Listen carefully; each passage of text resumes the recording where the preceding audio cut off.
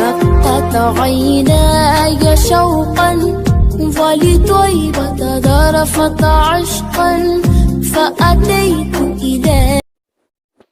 السلام علیکم ورحمۃ اللہ وبرکاتہ۔ جی تو ویورز، کیسے ہیں آپ سب؟ امید کرتی ہوں بالکل خیریت سے ٹھیک ٹھاک ہوں گے۔ میں آج کی ویڈیو کا آغاز کرنے سے پہلے آپ سب کا شکریہ ادا کرنا چاہوں گی کہ اللہ تعالیٰ آپ کو جزائے خیر عطا فرمائے اور زیادہ سے زیادہ نیک عمل کرنے کی توفیق عطا فرمائے۔ جہاں اس مہم میں ہماری محنت اور کوشش شامل ہے، وہاں ہمیں اب آپ کا بھرپور تعاون بھی مل رہا ہے۔ اس کے لیے آپ سب کا بہت شکریہ۔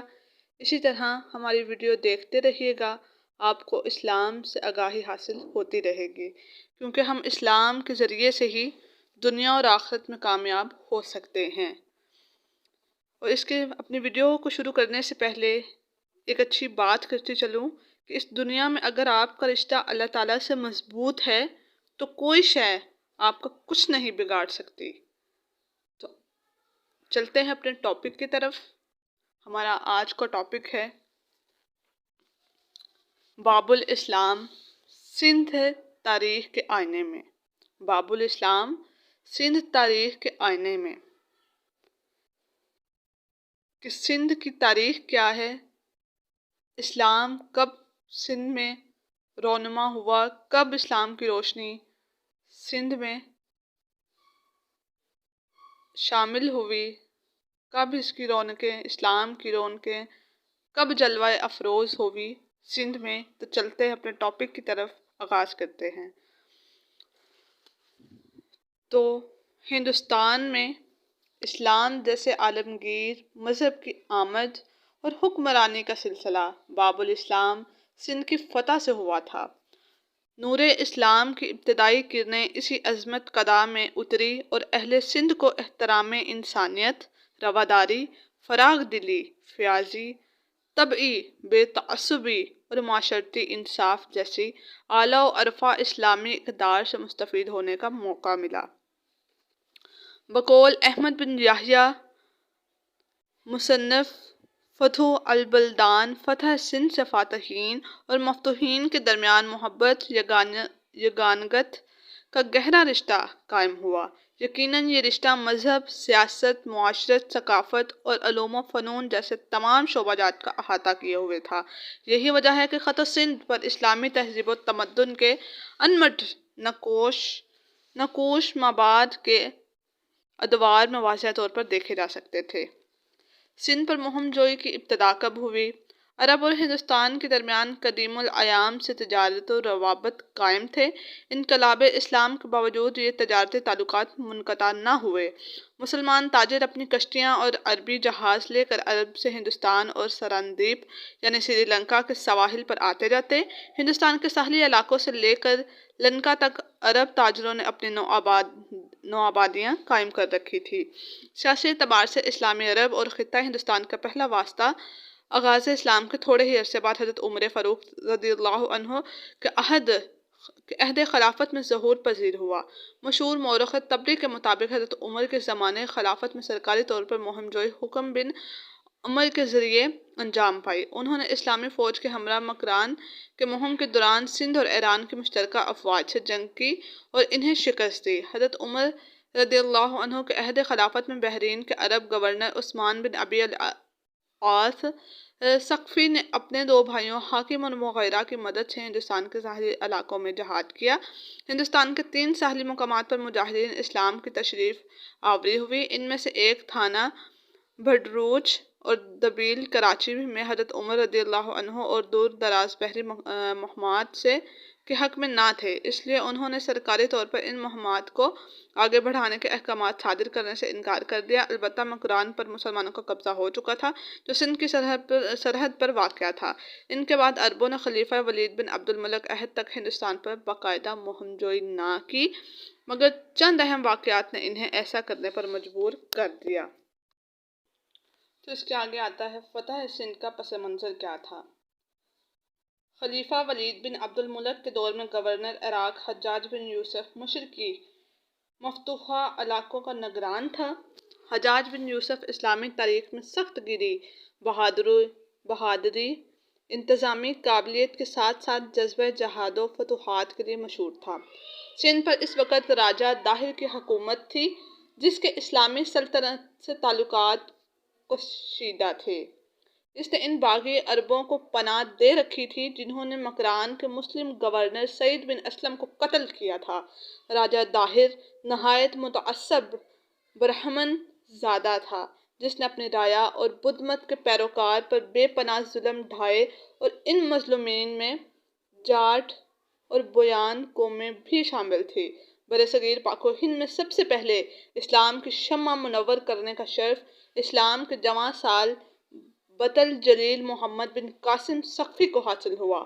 اس کے برعکس جزیرہ لنکا کا راجہ دربار خلافت سے دوستانہ مراسم کا خواہاں تھا، چنانچہ کچھ جہاز ان تحائف سے لدے ہوئے عرب آ رہے تھے جو لنکا کے راجہ نے خلیفہ اسلام کی خدمت میں بھجوائے تھے۔ ان کے ساتھ کئی مسلمان تھے جو حج کی نیت سے جا رہے تھے۔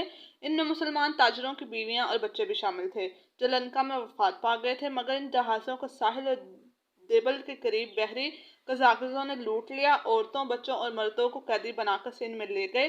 انہی میں ایک عورت قبیلہ بنو جربو کی بھی تھی جو پکاری یا حجاج اغشنی کہ اے حجاج ہماری مدد کو پہنچ۔ حجاج بن یوسف کو اس واقعے کا علم ہوا تو وہ جوش و غضب سے کانپ اٹھا اور راجہ داہر سے قیدیوں کو رہائی کا مطالبہ کیا، مگر راجہ داہر نے نہایت غیر ذمہ دارانہ جواب دیتے ہوئے کہا، ان بحری قزاقزوں نے ہماری کوئی گرفت نہیں، تم خود ہی اپنے قیدی چھڑا لو۔ چنانچہ تادیب کارروائی کے طور پر حجاج بن یوسف نے 710 میں یکے بعد دیگرے 2 مہمات عبید اللہ اور بدیل کے سرکردگی میں روانہ کی، مگر دونوں سپہ سالار میدان جنگ میں شہید ہوئے اور یہ مہمات ناکام ہو گئی۔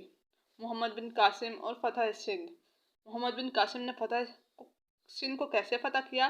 حجاج بن یوسف کو ان شکستوں کا بہت صدمہ تھا، چنانچہ خلافت اسلامیہ اور امارت حجاج کے وقار کی خاطر اس نے اپنی ترکش کا بہترین تیر آزمانے کا ارادہ کیا۔ اس مہم کے سپہ سالار کے مطابق اپنے داماد اور بھتیجے محمد بن قاسم سقفی کا انتخاب کیا، جو اس وقت حاکم فارس تھا اور ایرانی فتوحات میں بطور سپہ سالار عسکری ذہانت اور فہم و فراست کا مظاہرہ کر چکا تھا۔ اس نے 6 ماہ شیراز میں رہ کر ہند اور سندھ میں جہاد کا مکمل انتظام کیا۔ حجاج بن یوسف نے دربار خلافت 6000 شامی فوج روانہ کی، مگر محمد بن قاسم نے اپنی سپاہ اور رضاکار مجاہدین کی بدولت اور اس کی تعداد 12000 کے قریب ہو گئی، بحری راستے سے جہاز کا ایک بیڑا بھی سامان، رسد اور قلعہ شکن منجنیقیں لے کر روانہ ہو چکا تھا۔ آپ جانتے تو ہوں گے منجنیقیں کسے کہا جاتا تھا۔ اس دور میں تو اسلحہ بارود کے ذریعے سے جہاد کیا جاتا ہے، دشمن کا مقابلہ کیا جاتا ہے، لیکن اس وقت منجنیقیں ہوا کرتی تھی جس سے مسلمان جو تھے اپنے دشمن پہ حملہ آور ہوتے تھے، جس میں عروس نامی منجنیقیں شامل تھی، جس سے 500 آدمی حرکت دیتے تھے۔ محمد بن قاسم اپنے سپاہ کے ہمراہ مکران سے ہوتا ہوا خشکی کے راستے سندھ میں داخل ہوا اور اپنے لاجواب عسکری قابلیت کی بدولت تسخیر کیا اور یہاں قلعہ کا کنٹرول سنبھال لیا۔ اب محمد بن قاسم کی اگلی منزل دیبل تھی، جو راجہ داہر کی سلطنت کا مشہور شہر اور بندرگاہ تھی۔ اسلامی فوج کی آمد پر یہاں کے باشندے قلعہ بند ہو گئے۔ شہر کے گرد فصیل بہت مضبوط تھی اور چوڑی تھی۔ شہر کے وسط میں ہندوؤں کا مشہور مندر تھا جس کے گنبد پر سرخ جھنڈا لہراتا تھا۔ عوام کا عقیدہ یہ تھا کہ جب تک یہ جھنڈا بلند رہے گا کوئی شہر کو فتح نہیں کر پائے گا۔ دوران محاصرہ محمد بن قاسم نے گنبد اور جھنڈے پر عروس منجنیق سے سنگ باری کا حکم دیا، جس سے گنبد ٹوٹ گیا اور جھنڈا زمین پر گر پڑا، یعنی زمین بوس ہو گیا۔ اہل شہر کی ہمت پست ہو گئی۔ مسلم جان باز کمال بہادر سے کمر ڈال کر فصیل پر چڑھ گئے اور سخت جنگ کے بعد شہر پر محمد بن قاسم کا قبضہ ہو گیا۔ مسلم قیدیوں کو رہائی دلوائی گئی جو جنگ کا موجب بنے تھے۔ اس کے ساتھ ہی فتح سندھ کے نتائج و اثرات کیا تھے؟ محمد بن قاسم نے ہندوستان میں 4 سالہ مختصر قیام کے دوران اس کے بعد آنے والے عرب حاکموں نے سندھ میں جس نظام و نسق کو جاری کیا وہ معاشرتی انصاف، رواداری اور رعیت پروری پر مبنی تھا۔ محمد بن قاسم نے ہندوؤں کو ذمیوں کا درجہ دے کر اپنے معاون و شریک بنایا۔ راجہ دہر کے وزیر ساگر کو اپنا مشیر خاص بنایا۔ ہندوؤں کے پرانے نظام کو حتی الوقت تبدیل نہ کیا گیا۔ مثلاً مسلمانوں کے مقدمات کا فیصلہ قاضی کرتے، مگر ہندوؤں کے لیے ان کے شخصی قوانین پر پنچایتیں بدستور قائم رہی۔ ہندوؤں کو مندروں میں ہر طرح کی مذہبی آزادی حاصل تھی۔ ان اقدامات سے حاکم و محکوم میں بہترین تعلقات استوار ہو گئے۔ ایک ایسا نظام تھا جسے شمالی ہند میں مسلم ترک حکمرانوں نے بھی جاری رکھا تھا۔ سندھ ملتان میں مسلم فتوحات کے بعد اسلامی تہذیب و تمدن کے فروغ کا آثار نمایاں طور پر نظر آتے تھے۔ مثلاً حجاج بن یوسف نے محمد بن قاسم کو حکم دے رکھا تھا کہ جہاں بھی کوئی قدیم موضوع اور مشہور قصبہ شہر ہو وہاں مسجد اور منبر تعمیر کیے جائیں۔ چنانچہ دیبل سے متعلق بلا ذری کا بیان ہے کہ محمد بن قاسم نے پیمائش کر کے زمین کے قطعات مسلمانوں میں تقسیم کیے، مسجد بنوائی اور 4000 مسلمانوں کو وہاں آباد کیا۔ اور اس کے ساتھ ہی میں بتاتی چلوں کہ مسلمان ہر سال 10 رمضان المبارک کو یوم باب الاسلام مناتے ہیں۔ یہ معرکہ حق و باطل 20 جون 712 کے مطابق 10 رمضان المبارک 93 ہجری کے دن وقوع پذیر ہوا اور سندھ باب الاسلام قرار پایا۔ مسلمان ہر سال 10 رمضان المبارک کو یوم باب الاسلام مناتے ہیں۔ راجہ دہر کی شکست کے بعد برہمن آباد سے ملتان تک کا علاقہ بآسانی مسلم تسلط میں آ چکا تھا۔ اور اسی کے ساتھ ساتھ محمد بن قاسم نے تمام مذہبوں کو ایک ساتھ رکھا، ان کو ان کے حقوق دیے، اور ہندو اور عرب کے تجارتی روابط تو عرصہ دراز سے قائم تھے، مگر فتح سندھ کے بعد یہ روابط تمام شعبہ ہائے حیات پر پھیل گئے۔ اہل سندھ تہذیب و شائستگی سے بہرہ ور ہوئے۔ یہاں چھوت و چھات اور ذات و پات کا نظام اس طرح قائم نہ رہا جیسے باقی ہندوستان میں موجود تھا۔ عرب سپاہیوں نے سندھ میں مستقل سکونت اختیار کر لی تو مقامی طور پر شادیاں کی، جس سے مخلوط خاندوں کی بنیاد پڑی۔ اس کی یادگار سندھی زبان ہے۔ کھجور کے درخت، اونٹ اور عربی گھوڑے، عربی لباس سندھی تہذیب و ثقافت کا حصہ قرار پایا۔ الغرض سندھ کی فتح کے بعد مسلم ثقافت نے ہر اعتبار سے ہندو ثقافت کو متاثر کیا۔ توحید و پرستی، مشاورتی اقدار، فن و تعمیر، موسیقی، باغبانی، علوم و فن اور شعر و ادب، غرض ہر پہلو سے اسلامی تہذیب کا امتیاز محسوس کیا گیا۔ مورخین متفق ہیں کہ عرب کی اسلامی تہذیب اور پھر ایران کی ثقافت نے ہندوستان آنے پر ہندی آریائی تہذیب اکائی سے متصادم ہو کر ایک نئے ثقافتی مرکب کی شکل اختیار کی، یہاں تک کہ 1000 سال کے دوران یہ ایک مستقل اور جداگانہ ثقافتی اکائی بن گئی۔ یہ عربی تہذیب ہندی آریائی ثقافت سے زیادہ جانداری تھی، اس لیے اس کا ہندی تہذیب پر گہرا اثر تھا۔